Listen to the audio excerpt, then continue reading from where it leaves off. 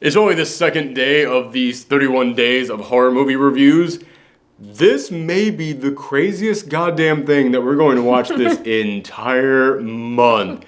I don't want to jinx it, but this really... I saw this when I was a kid, and then I watched it again when I was in college, and yet for some reason, watching it a third time as a grown-ass adult, it was the weirdest experience I've ever had watching this movie. Like, it's almost like when I was a kid, I was like, oh no, yeah, I'm totally buying into all this. And when I was a college student, I was just like, yeah, man, you don't understand the brilliance of this. But watching it as an adult, with all the new experiences I've accumulated over the years, I looked at this film and I was just like, this movie is fucking nuts. Hey everyone, it's me, Aaron. I'm Michelle. And this is our post-Shriek Out reaction, part of the 31 days of horror movie reviews we're doing all month long. And we were talking about Return of the Living Dead. And as I said, I'm reviewing this as someone who has seen this movie 3 times now. This is your first time watching it. Yes. I want to know your thoughts on this thing. This feels like... it feels like Night of the Living Dead fan fiction. Really? Yeah. Okay. But like not shippy stuff, just like crack fiction. Basically. Okay, alright. I was about to say, it's like, alright, there's a lot of different types of fan fiction out Yeah, there. it's like, yes. Expand on that. I can see that. Okay, Return of the Living Dead, for anybody out there who doesn't know, this is not connected to the Night of the Living Dead franchise. Yeah. It's not part of Night of the Living Dead, Day of the Dead, Dawn of the Dead. It's not part of any of that.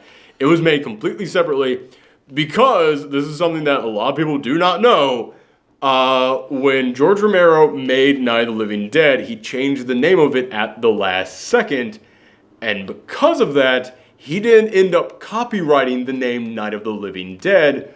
So, in other words, Night of the Living Dead, even though it is not that old of a film, it is completely in the public domain. Mm-hmm. You can watch it no matter where you are, who you are. Anybody can go out there, like upload onto YouTube, do whatever you want. It is completely in the public domain on this one, and that also includes the name Night of the Living Dead. So yeah, this kind of was like a fanfic of it. Yeah. Kind of.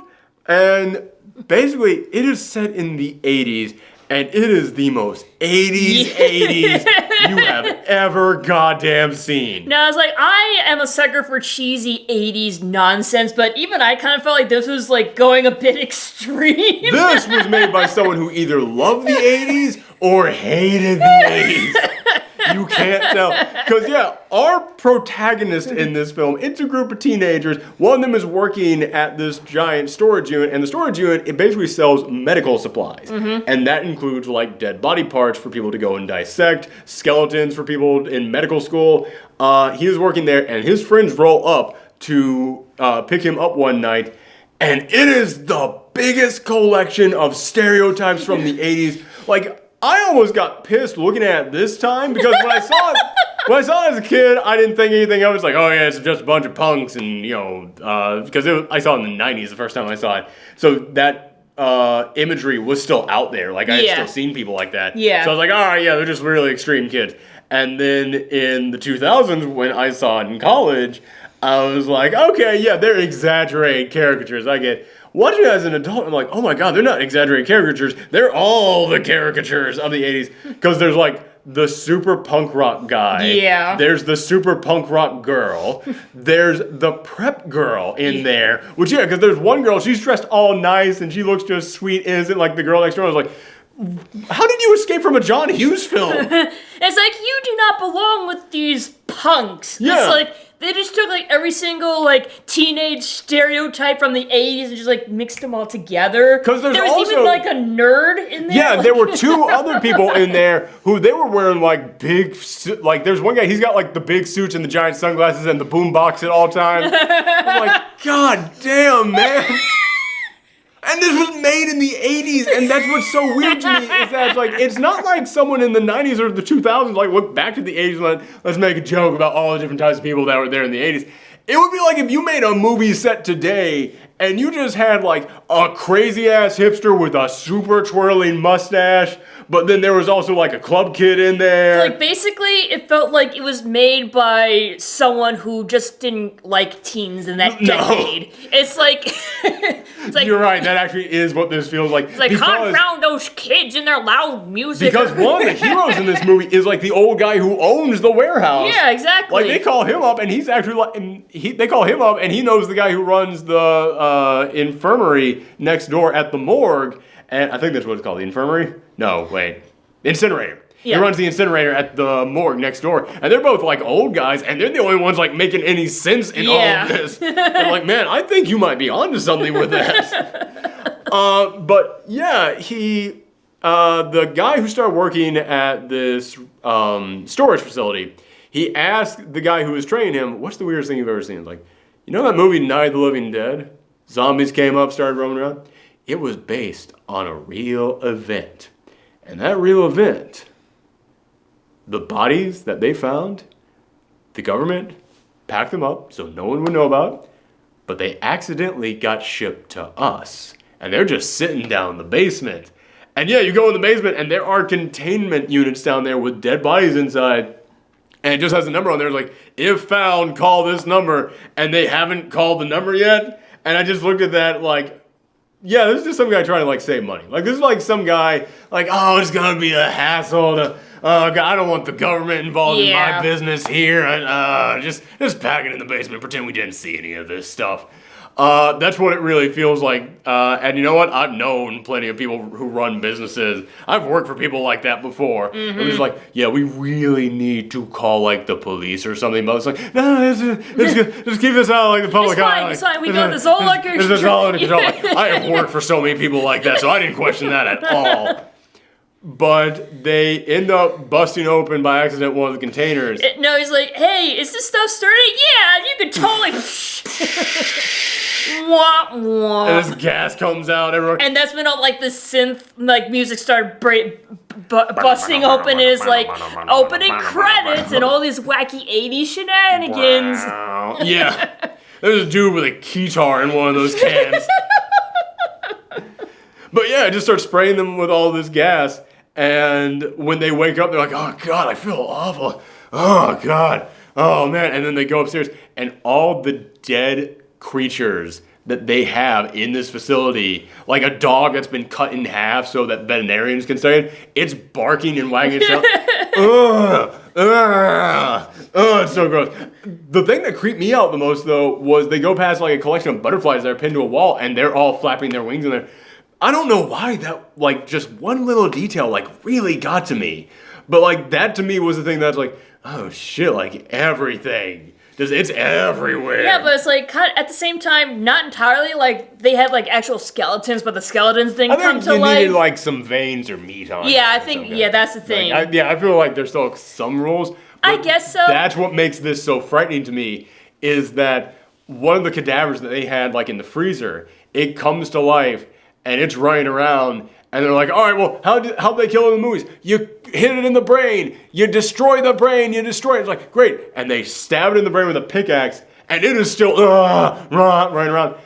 I remember when I saw that as a kid, that freaked the hell out of me. Yeah, that would be pretty scary if you saw it as a kid. Yeah, even as an adult, it's kind of frightening. And it's not just because it's like, oh my God, it's a running around dead body. Like that's. But it's like you can't kill it. Exactly. It's like that's the thing that always made zombies so interesting to me when I was a kid. It's like they have rules, very specific rules. Zombie does this, you become a zombie. You kill the zombie like that, that's how you get rid of it. Bam, bam, bam, all done, easy peasy. It's like vampires, but streamlined, simplified, and they can kind of be anywhere. Like, that's kind of the appeal of zombies.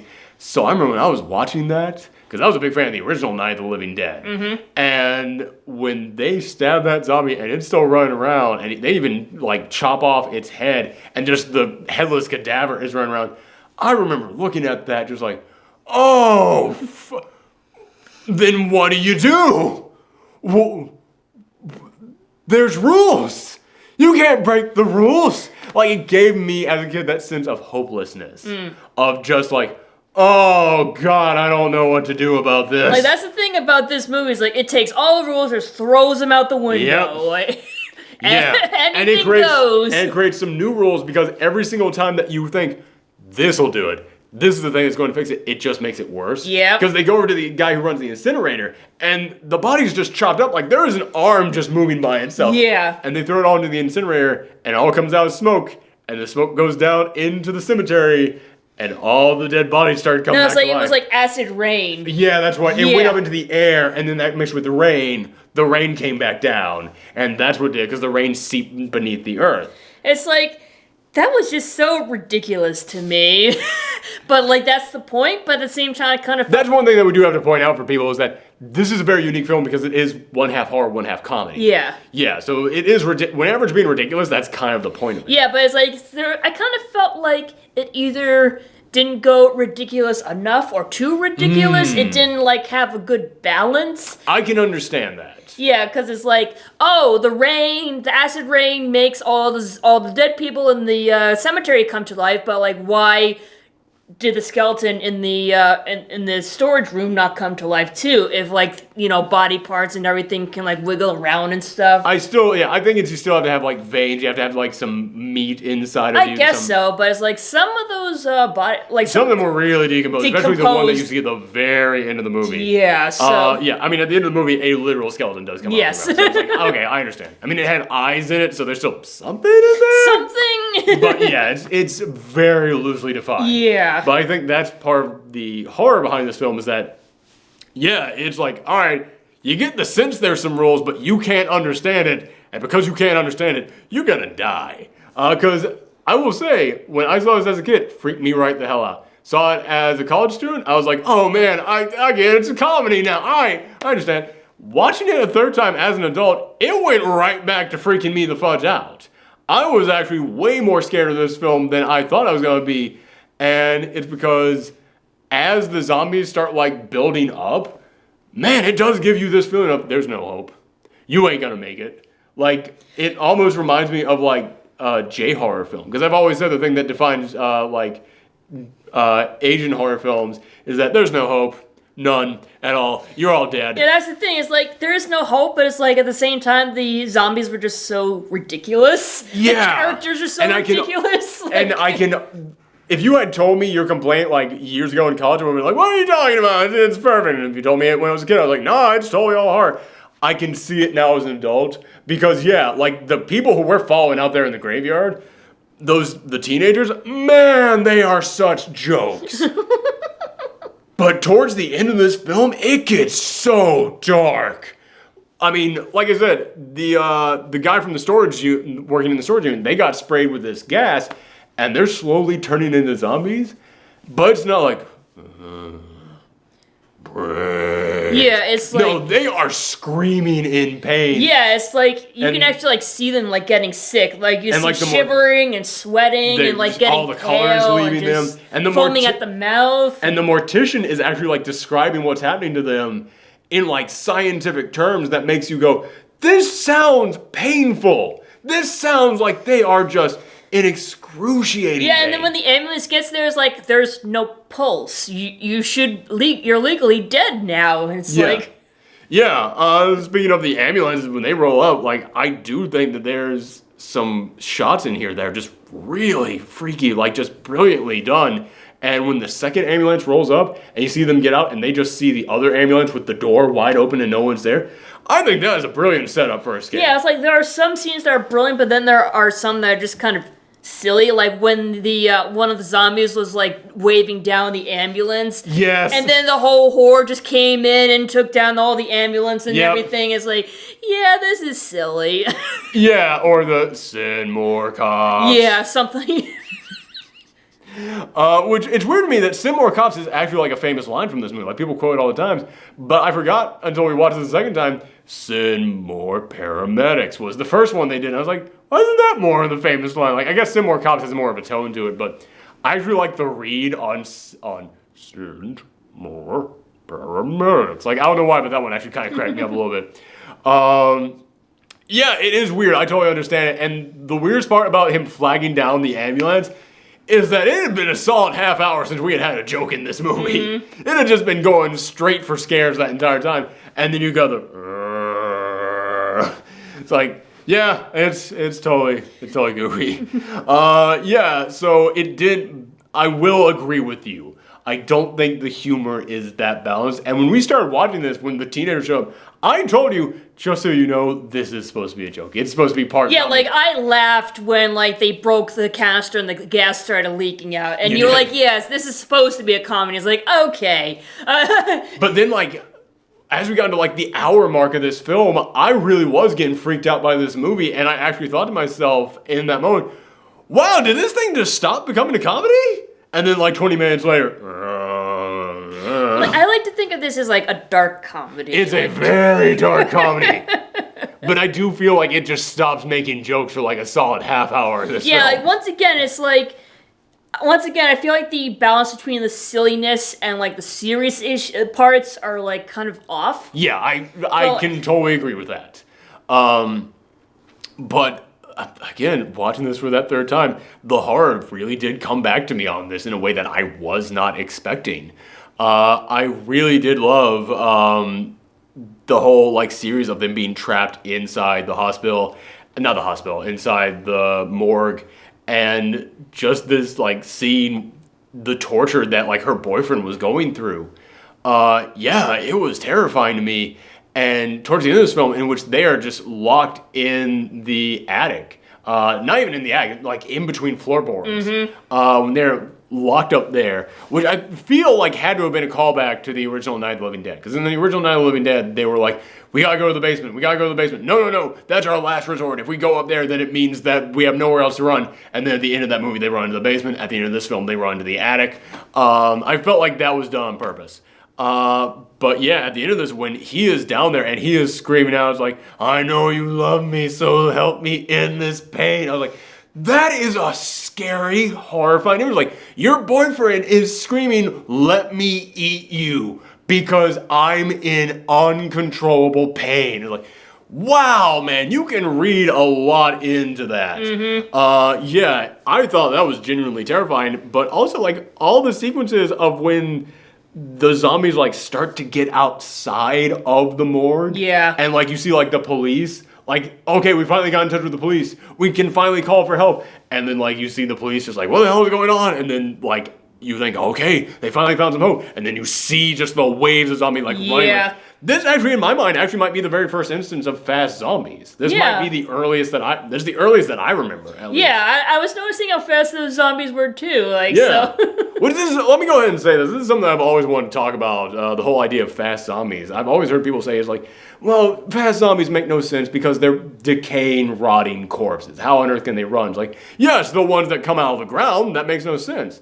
But if a zombie bites you, you turn into a zombie. So if a zombie bites me, in 24 hours, I die, and then I come back and my body, hey, I still got all my muscles and juices and everything. Yeah, basically, like, if you're fresh, it makes sense. Exactly. Fresh zombies are fast. That's what I've always said. Yes, exactly. So that's always been my theory, and yeah, these are very unique fresh zombies. But yeah, I fully, at the same time, understand the problems with, they're just, the silly moments just don't fit when you get to the terrifying stuff later on in this film. Because yeah, there's a moment in which the punk rocker chick just starts talking about like, I've always had dreams of men just ripping me apart. It's like, wow, I wonder what's going to happen to you. Which oddly enough, that doesn't actually happen to her. I expected like her to like just be ripped to shreds by like a horde of zombies. Kind of weird that didn't happen after she set that whole thing up. But yeah, then she just starts dancing and she strips butt naked when she does it. And somebody off camera goes, hey, she's getting naked again. And that cracked me up so much. Just this idea that like all of her friends are just like, oh my God, come on with this. We've seen it already. Come on. Here we go again. This is why we can't take you to nice places. This is why we have to take you to a graveyard. This is why we got banned from the Olive Garden. How much longer could we have taken that skit? Vaudeville behavior with the Thorgies. All right. Oh, man, I'm getting mush mouth now. But yeah, I don't really... Okay, so for anybody out there who is like a college student and you're really into horror, if you have not seen this film, I will honestly say, I think that this is one of the big, you gotta watch this style if you are a horror junkie. Like, you can't miss this because it's so bizarre and takes so many of the things that you know as a horror fan and just goes, yeah, no, that stuff doesn't work anymore. Throwing you into the shark pit here, everybody. So if you have never seen this and you are a big horror fan, go out, watch this movie. I'm not going to talk that much more about it. Tune out now. Spoilers. Because, yes, for the rest of Thorgiween, we're not really doing spoilers. Yeah. I mean, we will talk about spoilers, but it's like, these are decades old Yeah, films. but like then there's some movies where it's like... But this is one of those films where it's like, no, you gotta talk about that ending, and if you have not seen this film, man, tune out now, go see this film. It's like free on Amazon Prime. So if you got Amazon Prime, go and watch this thing. Okay, at the very beginning of this film, you see this military general guy, and he's putting in all these codes like, yes, I'm home now. Okay, I'll be here for the rest of the evening. And the wife is just there, it's like, how come we can't? We have to always be here because you have to always be on call. It's like, I'm sorry, I know it's been years, but I have to still be on call about this thing. That is dropped for the rest of this entire film. Until the very end. Where they finally call the number on the side of the tanks. When they do the thing they should have done in the very first place. And, which by the way, the tanks are being guarded by one of the zombies that were in the tank. That's my favorite zombie of all time from a zombie film. The tar zombie, that guy is awesome looking to me. Because it's got just the right amount of just goop falling off him, like his jaw's just like... Yeah, and just like, you just see the eyes, like... Yeah, just like, man, that thing is as decomposed as you can be. Yeah, they call it up, and then he is so calm and collect about all this stuff. He's like, yes, all right, so how many are out, and how long has this been going on? What would you say the range of all this is? All right, good. We're gonna do what we can. All right, and then the hang up was like, well, says he's gonna do it. They're coming. They're coming to help us. It's all been... Yay! When did you figure out what was gonna happen? Well, when did you figure this out? I knew this for a while. It's like, wow. It's like, as I continue to watch this movie, it's like, wow, things just keep getting worse and worse. I feel like the only way to solve all this is if you just, like, nuke the entire place. It's like, oh, hey, look what they did. Yeah. Like, yeah, I remember when I was a kid, it was that moment of like, oh yeah, the military, it's gone, what's this guy on the thing? It was like, and again, I was a kid, so I didn't understand, like, someone saying, I need the code, sir. I didn't understand what that meant as a kid. Yeah, obviously. This is probably the first time I got introduced to that concept. And yeah, when he just starts like, all right, sir, yes, sir. It wasn't until they like panned out and showed like, oh, that's a tank. Is he gonna like shoot like an antidote or something? Like, they just kill everyone. This is one of those like nobody survives movies. But like that didn't work because once again that acid rain came along and it just poured down on like another cemetery or something like that. No one town has only one cemetery. Yeah, man, there's gonna be a couple. And it's like, here we go again, and it just ends like that. It does. Which I think it actually would have been creepier if, like, they hadn't have shown that there at the end. First off, I applaud this ending because it's so insane and crazy. But I think it would have been a better ending if they had not have shown the, like, it all gets picked up in a dust cloud and the dust goes up in the air, now it comes back down, it's raining again, now it's raising the zombies all over again. Because I look at that and I'm just like, oh, they can just launch another missile. They can just launch another missile and eventually they'll run out of graveyards. They'll launch a bigger one, this entire town will be gone, but hey, eventually there'll be no more zombies. I think if they had not shown that at the end, I think it would have been a way bigger, like, mindfuck, because then the audience would just be like, oh, shit. Like, there's nothing left. Like, not only that, but it's like, oh, no one is gonna come and help me if this breaks out. Like, yeah, like if you give that audience, because the whole point of a horror film is to kind of like immerse you in it and make you think like, shoot, what would I do in this situation here? If they give you like, hey, here is the one way to solve this. Yes, everything's saved. You and everyone else dies. Well, fuck. I feel like that would have been a way bigger mindfuck on the audience. Rather than trying to give us the here they go again, because then you're taking the aim of like, oh, the real threat is the government that could blow me up at any time, and going, no, the real threat is still zombies. Government that could blow me up at any time, come back here and blow these guys up at any time. Like, I feel like that's kind of like where I guess so, but like once again, this is sort of like meant to be a comedy, so it's like, I can understand. Here we go again. Plus, they had sequels to set up. By the way, don't watch any of the Return of the Living Dead sequels. They are awful. Man, I saw those when I was a kid as well. Even as a kid, I was like, ew. Too gross? Or... No, as in like bad movie. But like, here's the thing. And like the third one, they're cyborg zombies or something. If memory serves me correct, it's awful. But because I was in the military, like when they were giving the code, I actually started bursting out laughing. You did. Because it was like, what's the code? Archimedes, hot dog, Romeo, or something like that. I'm like, that's not the military phonetics. Yeah. That's why I was laughing so hard. You did. You burst out laughing at that scene, and I thought it was because you knew what was going to happen. That too. I knew what I had to feel like. I knew that they were gonna nuke the place. Yeah. Because I knew at that point it was like a. There's no other way. Yeah, I knew at that point it was like this is a no hope. This is a no hope situation. So they're gonna nuke everything, but like because they gave the wrong code and everything, the inaccurate one. Yeah. I just started cracking up. All right. So yeah. End of the day, I still love this movie. This is one of my favorite zombie films out there. And again, for anybody out there who is like, I'm a big horror junkie. If you haven't seen this movie yet, you need, like, this is made for horror junkies out there. I'm giving this a 9 for me. This is way up there. I guess an 8. Yeah, trust me, I know I'm loving this way more than you Yeah. are. So like an 8? Okay, cool. So yeah, I give it a huge applause, and even if you're not really that into it, because I still see the problems in it, like, it's got a lot going on. Yeah, it's like, it's dumb, but it's entertaining, so... It was an entertaining-ass movie. It is an entertaining film. So yeah, alright, thank you guys very much. That is day 2 of Thorgiween. Come back tomorrow for a brand new horror movie review. And remember, we're not just celebrating Thorgiween here on the Professional Thorgy channel, we're also doing it on the Professional Thorgy Twitch channel as we're playing scary games all month long. So come by, say hi, check us out there. And you can always follow me on Twitter at twitter.com/ProfessorThorgy. Thanks for tuning in, everyone. Come back next time. Bye.